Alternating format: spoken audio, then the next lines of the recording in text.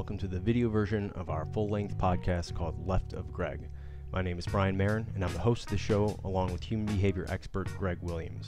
If you'd like any more information about us and what we do, you can find links below in the description. Today we have a very special guest on this episode by the name of Andrew Pollack. Mr. Pollack is an author and school safety activist, and he recently wrote a book called Why Meadow Died, which documents the failed policies and procedures in the Florida school system that contributed to the murder of his daughter Meadow in the Marjory Stoneman Douglas High School shooting on February 14, 2018. I highly suggest you pick up a copy of his book because it is wonderfully written and heavily researched.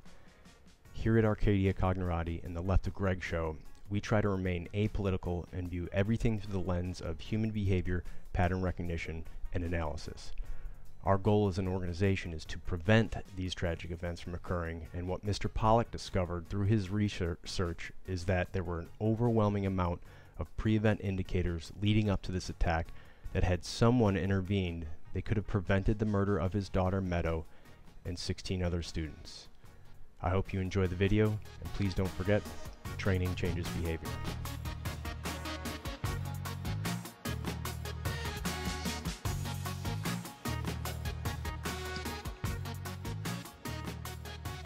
Hello. Hello, Andrew. This How's is it Brian. Thank you so much, sir, for taking the time to hop on here with us. We really appreciate it. Okay, thanks. So you're on. I'm Brian, and this is Greg Williams. We are business partners, and just to kind of give you a little bit of background and intro, you and us have kind of a similar mindset mentality. Just because of what we do for training is all what we call left of bang training. So we do what we call human behavior pattern recognition and analysis. So what we do is we train people how to prevent catastrophic events from happening. It's been huge success in the military, private companies, and all over the world. So just not to take up too much of your time, but that's what we do. And I thought it was important to kind of get a hold of you. So the way this will work, just so you know, I'm going to do a separately recorded kind of audio intro for everyone listening, and same thing for video. So we can kind of just go ahead and start this discussion. Okay. So I really appreciate you coming on here, Andrew. And the reason why we reached out to you, kind of just like I explained, we have a mutual interest in how we think things should be resolved, especially when it comes to something like school shootings. And I think the best way is, tell the story of how we reached out to you is Greg, my business partner here and subject matter expert on human behavior, kind of sent me a text and said, hey, buy this guy's book and try and get a hold of him. So I'm like, okay, what's this all about? And so I don't know if Greg, if you want to kind of share that story of how that came to be real quick. Yeah, sure will. And thanks for being on the broadcast, Andrew. We want to do everything. Hey, Brian. Sorry for your loss. We think what you and Hunter and a lot of folks have done since Parkland is a great thing. So we want to make sure that everybody understands what that is and how to get a hold of your book. So on September 11th, which I hate flying on September 11th, but it seems every year I'm destined to fly on September 11th.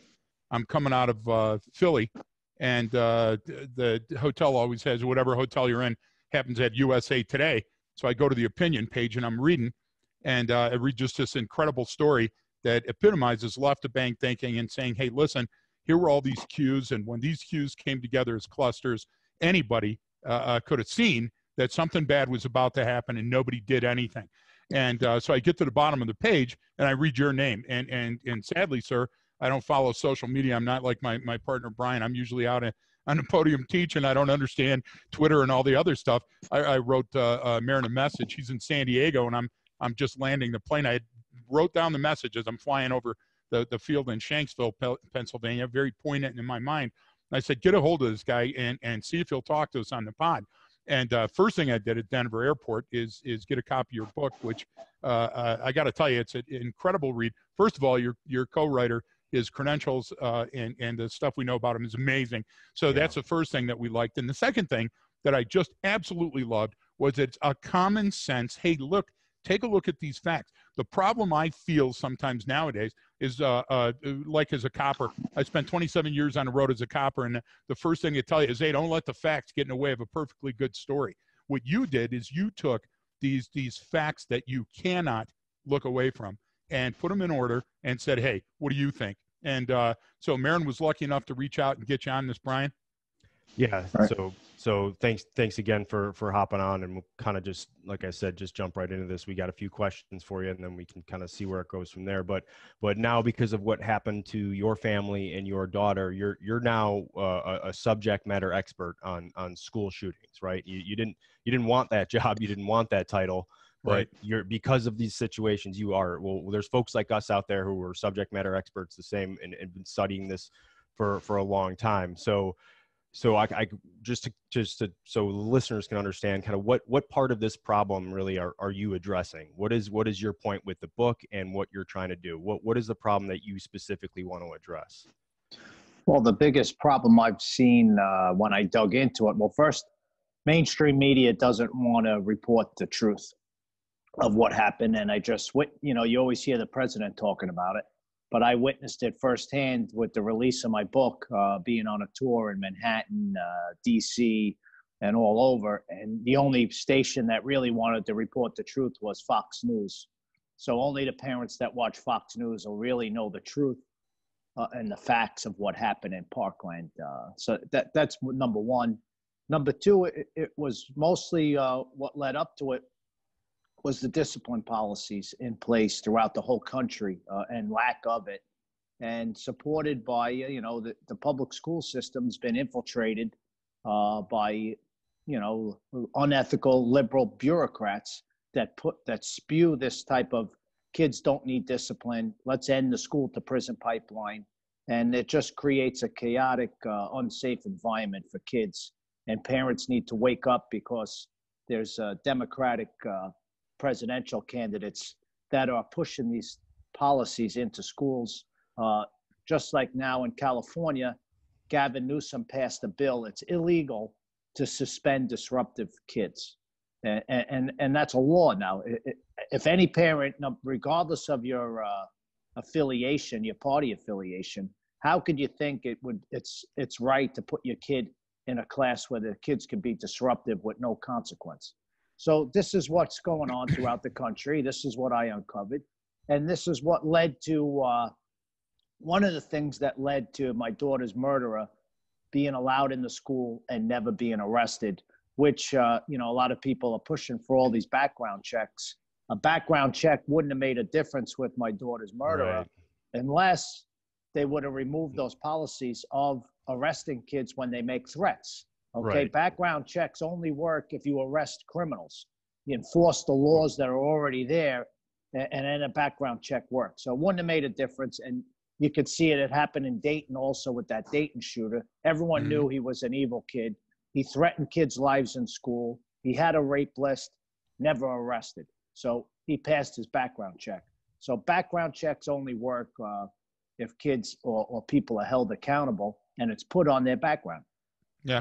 Andrew, I think one of the things that's ironic here is, as I was reading your opinion and writing feverish notes to figure out who you were, what part of the problem you were addressing, on the same opposite page or two was Newsom's bill that was coming up. There was an announcement on it, and it was remarkable to me that it was like he never read the Promise program. He never read the excerpts of the book that say, hey, look, take a look at what happens. Listen, you're not going to be able to prevent everything that occurs. There are going to be some people that slip through the cracks. We see it in law enforcement and security and the military and even the best laid plans. But the idea of completely turning a blind eye to facts is ridiculous. And I think that's happening on large scale, where people are trading their legal, moral, ethical opinions because they want to get ahead. Some people are going to use your book to get ahead because they're going to say, hey, this is part of my agenda. Some people are going to argue with you, the outcomes of your book, which I don't understand how exactly they would do that. But we face the same problem. And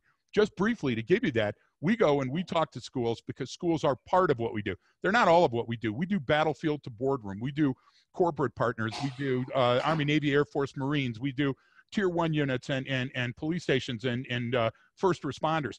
And the idea is that when we come to schools, it's the most disheartening, because after we do our pitch to emergency services, they go, hey, let's get on this. This is amazing. When we do it to the schools go, well, we don't want to rush into anything. And they have what we call this wait and see attitude. And it crushes my spirit. Yeah. Well, the problem I see with a lot of these, with a lot of school boards is they don't know anything about security. Right. You know, they shouldn't have anything to do with it. There Right. should be a whole nother department that's looking Right. into the security in the schools, whether it's locks, whether it's single point of entry, whether who's, you know, arming of different personnel in the school. All that should be taken away from school districts across the country, just like they did with TSA.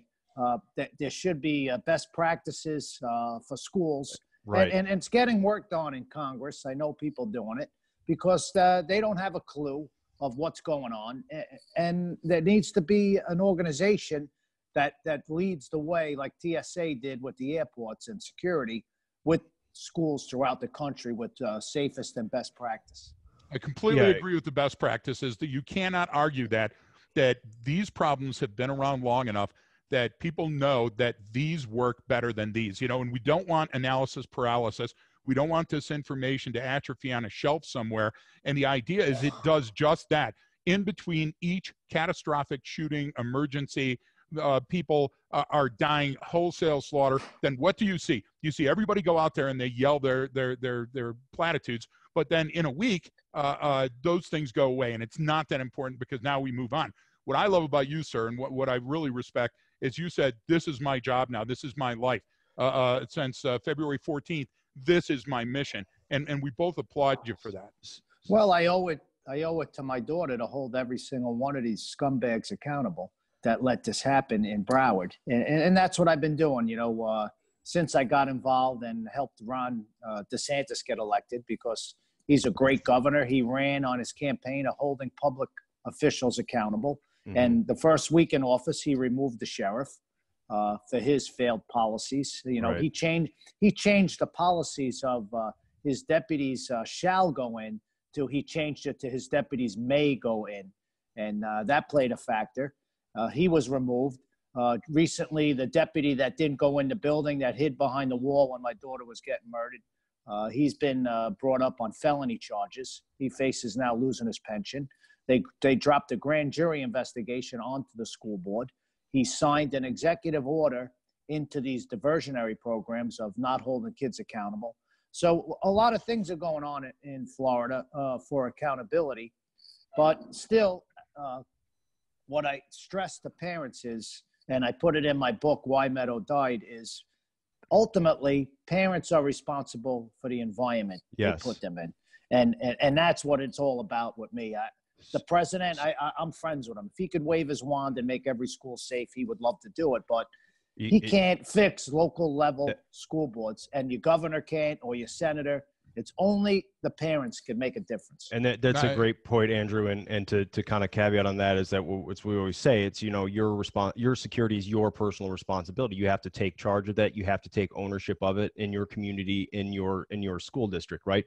So I was just as kind of to the viewers and listeners right now, you know, I would suggest, if you're going to look up you, Andrew, is the first thing I saw is when I went to YouTube and I, you know, searched Andrew Pollack, and I saw that talk, you speaking at the White House. I think it was only a week after Meadow died, and that shows who you are and where you come from. It's very powerful and very emotional. But then when you get into the book and you see how you did this, this is done almost like, this is like a research project that you did. It's clinically done. It's very clinically absolutely done. So when you do that, you didn't. The point you were trying to make is this isn't a Republican and Democratic thing. This is a country. This is what we need to do for our kids. Like, this is insane. And so it kind of brings me to the next question is you know, when did you, and I know your son Hunter is heavily involved as well. When did and your wife, your whole family is, I'm sure. But when did you and Hunter, you know, decide to really kind of take this on the offensive? Was there a moment? Was there something that happened that you just said, you know what? No, now we have to not just be on the news. We have to take this, and I have to look into every detail. Was there some moment?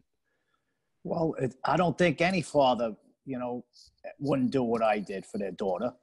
And these people in Broward are just the most unethical, toxic people you could ever be around. And they weren't transparent. And I knew they were just lying pieces of garbage that brought these policies. They wouldn't accept, if he would have, like a man came up to me, these people, and said, you know what, we recognize this situation. We see the problems that were in the school district and would make the changes, Mr. Pollack, so it doesn't happen again. I don't even have to write a book, bro. I don't have to keep doing what I'm doing, but they can't do that, these people. The sheriff couldn't do it. The deputy couldn't do it. The superintendent couldn't do it. No one in the school board could do it. So it leaves me to make them, hold them accountable for my daughter, and that's what I'm going to do. And he had the option, even the district attorney, if you could believe it, who signed on, he's trying the case against the murderer, the district attorney. So he signed on with the superintendent and the sheriff to the Promise program, these diversionary programs of not holding kids accountable, the DA. And when we had a meeting with him, I wanted to give him the opportunity to accept responsibility. And he said he knew that this program was obstructing justice, but he didn't want to do anything about it in fear of he would be called a racist.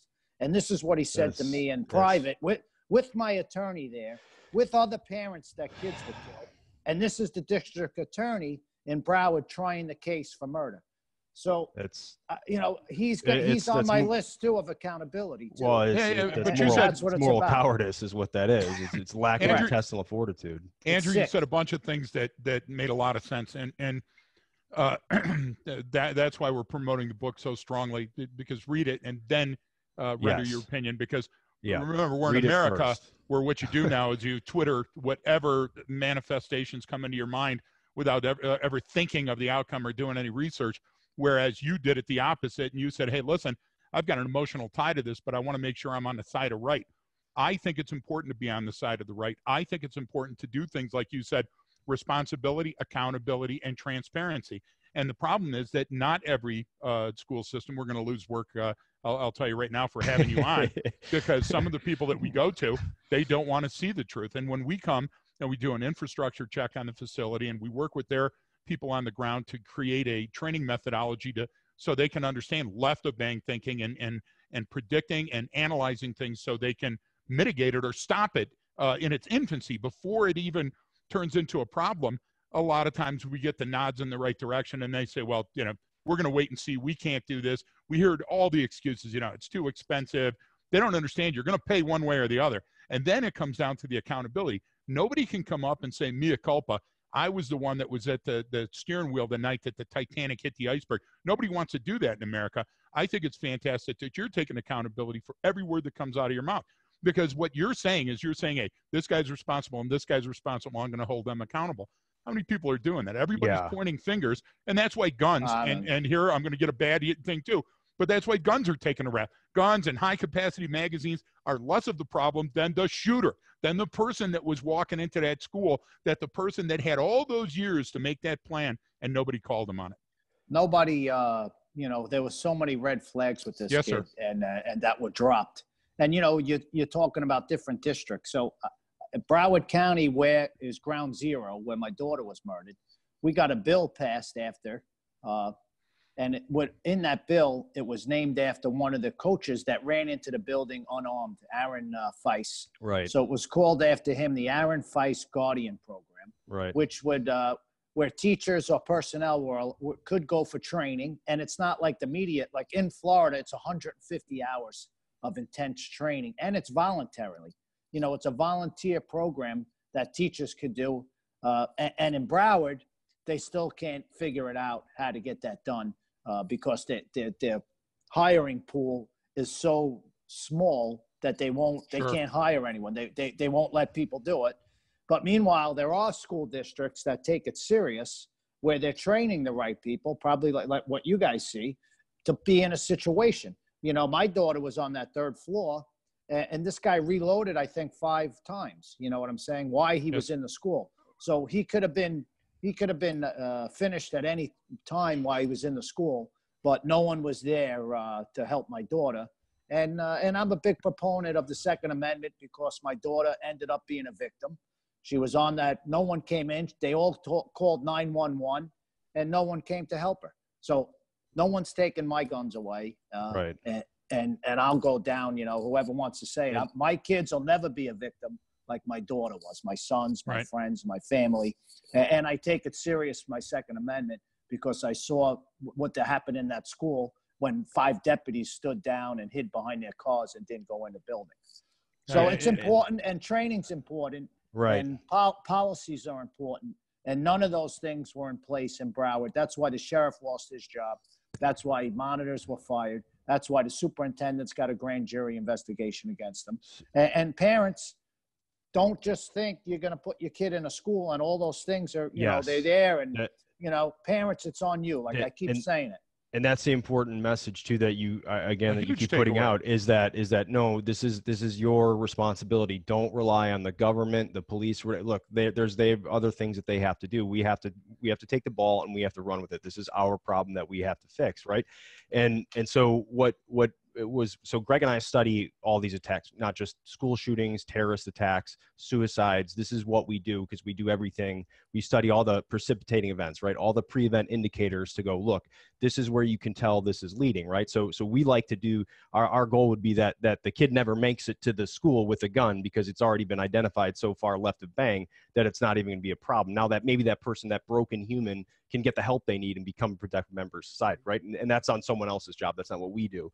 But what's amazing about your case as I go through the book is that this is one of the worst in terms of how many pre-event indicators that are there.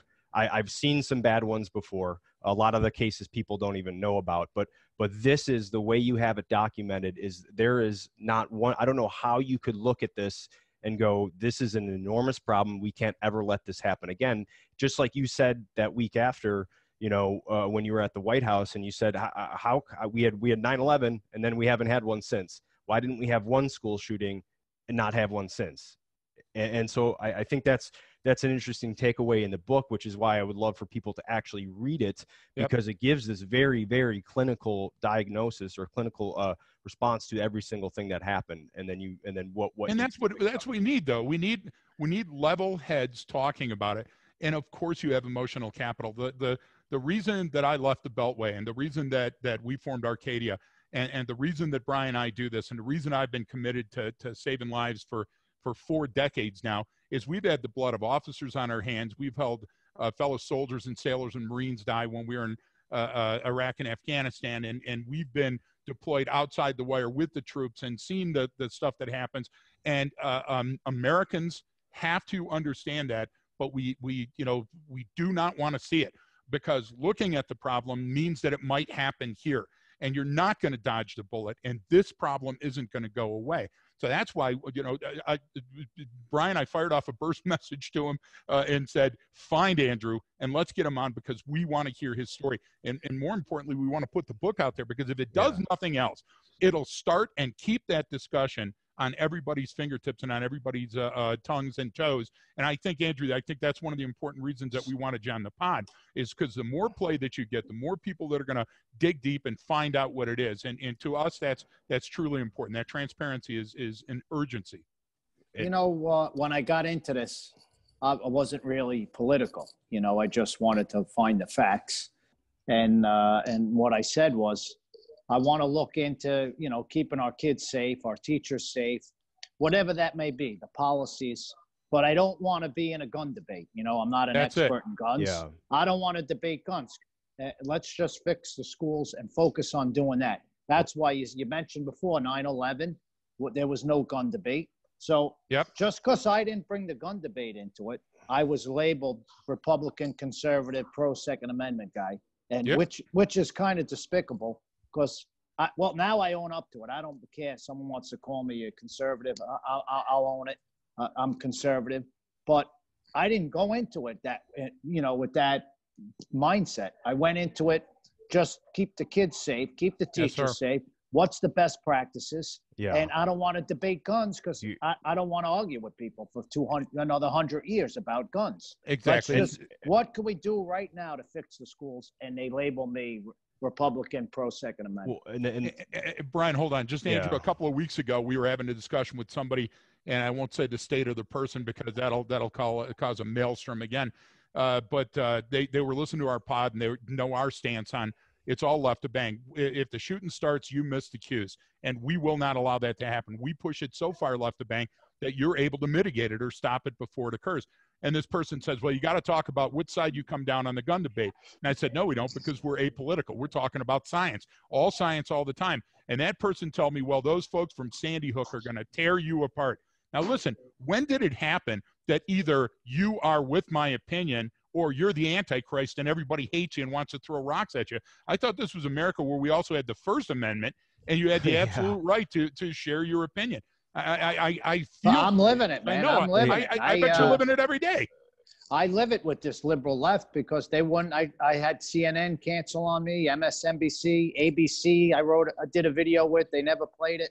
None of them wanted me to go on. I have a bestseller. You know, I've been on almost the top 10 on Amazon for over a week, which is really unheard of. Books don't last that long. I can't ship them out. They can't print them. They can't keep them in print. Yeah. Well, every one of our friends are on it. We were on the call. Yeah.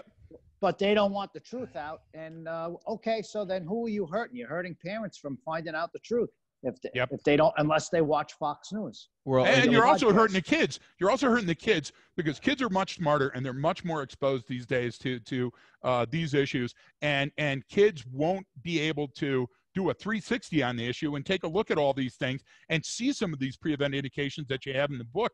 The book is an incredible opportunity to let the scales fall from your eyes and see the problem as it actually is. Brian, would you agree? Yeah, I would. And that's why I also brought up that clip from you speaking at the White House, Andrew, because you're very clear about why you're doing this and what needs to be done. It has nothing to do about Democrat or Republican.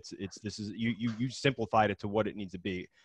So I know the book kind of just came out, but what surprised you most about releasing the book, and anything what surprised you most, I guess, about the whole situation that you getting out on the offense and talking about this stuff and getting on the news? Is it what's been the biggest surprise for you?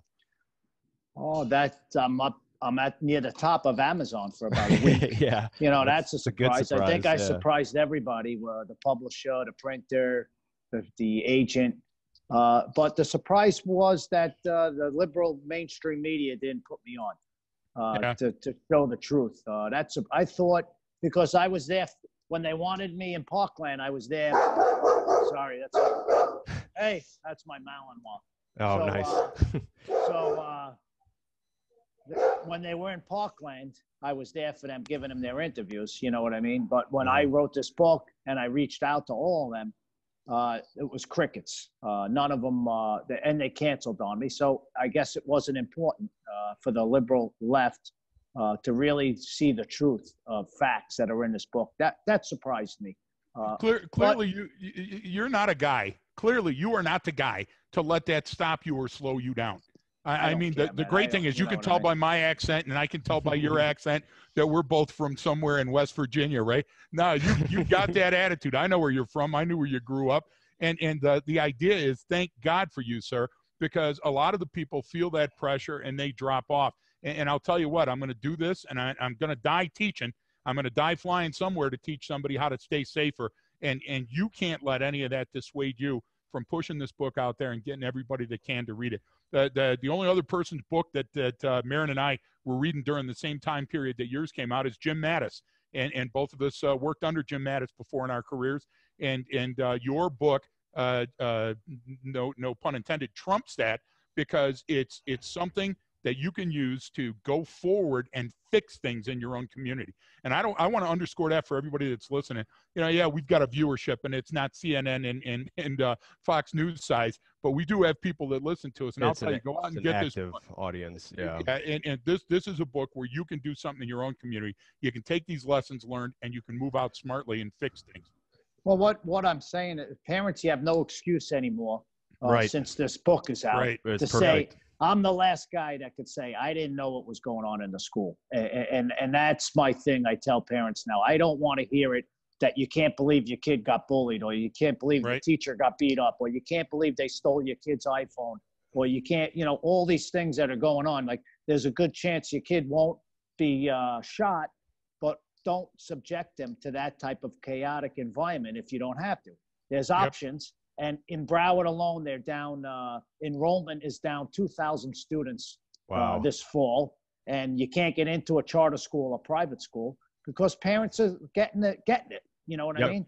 they're figuring it out, what's going on in these schools, and they're going to do what's right. And the only people that could fix this in the country are the parents and grandparents. That's it. Exactly. Absolutely. Yeah, we're a country of laws and we're a country of rules, and we elect people not for their opinion, but to share our opinion. And as Americans, if enough people are behind you, yes, things will change. And you're a catalyst for that change. You should be very happy. And yeah, and that's something too, Andrew, is that there's people out there who share your opinion, even our work within the school system. And obviously, we're not going to name anything, but there's frustrated people like yourself Yep. playing that fight, and they got to play that political game going up against exactly the people you're talking about. So I guess kind of just, last question, I guess, for you would be, what's the next challenge for you? What keeps you up at night? What's your plan next with this? I mean, I know you just released the book and you're trying to get it out there and get as many people to read it, but what's up next for you? What is it that you want to challenge people to do? I have this grand jury investigation in Broward. Okay. I'm heavily, I want these people held accountable that let this happen. I have my civil suit to hold these people accountable. And I have a screenplay signed for a motion picture where I could expose every single one of these people that failed by name, which has given me an incentive. In the movie, they told me I can name every failure, every person by name in the movie. So yeah, that's an incentive to me to expose these people and hold them accountable and make them a national disgrace for what they did, what happened to my daughter. Wow. Yeah. If I could throw something at you psychologically, Andrew, psychologically, the reason that we don't want to name the shooter and we use not the shooter. No. I'm But what I'm saying, I'm following you. But what I'm saying, in America, we've gone, the pendulum swung the other way. They tore down Sandy Hook. They were talking about tearing down Columbine. The problem is that they're seeing that as an active move to erase hate and to stop bullying and to stop school shooters. That's not going to do anything. Psychologically, it's not going to do anything but make that person that doesn't want to do anything sleep better at night and go out and buy some ice cream. What we need you and the people that are listening to do is to keep fighting the good fight. Every single day you get up and say, grab my yellow pad. What can I do today to make schools safer? What can I do today to make our nation stronger and smarter? And we're committed to that. That's why we're doing pods like this. That's why we're reaching out. And thank you so much for saying yes, because those are the important things. The important things are what you do and what you say and how you live your life. And whether people disagree with your method, whether people think you're incendiary, Andrew, you're doing it. You're up there every single day doing it, and you're out there saying, come get some. And we truly appreciate that. And, I say a lot, a word that's haunted me is accountability. And, and for me, I live it. I see it in my head, accountability. I dream it. And to me, it's everything for my daughter to hold these people accountable in any way I can. With this book, calling these policies out is holding these people accountable, but I put these policies in our schools. The sheriff that failed, all these policies, and then now it's on the parents. I can't say it. I can't say it enough. Now it's your chance, and you have to do what's righteous. And that's it. Do what's righteous for your kid. And you know what? I'm going to leave something with you guys too. I have a good relationship with my rabbi, and a lot of these schools and parents, education's not just about your child making a living. You got to educate the soul too. When it comes to children, and that's missing. So, what I used to do with my daughter, and every parent could do it. You put your phone down and just take a walk. Take a walk around the block with your kid with no phones. And you'll see how much what you guys could discuss and develop just by hitting each other back and forth with talking with no phone. Take a walk with your kid, and they let you know what's going on in their lives. That's absolutely right. And we're both parents, and we're both fathers, and we're both husbands, and that hits me right here. That's an incredible message, because you can't unring that bell. You cannot go back now. And as hard as you're working to go forward, we're not going to allow that memory to die, sir. We're going to do our best to help everybody that wants to know your story, to hear your story. So I appreciate it coming on, everyone listening. It's Why Meadow Died. You can get the Kindle version right away. I don't know if there's still a back order on the hardcover or copy. I had to get the Kindle one, but which is good news. That means people are buying it. And so we really appreciate you, and thanks for coming on, Andrew. And we'd hope you come on again, sir. We honestly no problem. Hope you come on again. We'd love to have Hunter on. Oh, thanks. Anytime, guys. Thanks for helping me get the message out. Appreciate it. Thank you, sir. Thank you. Thanks. Bye-bye. All right.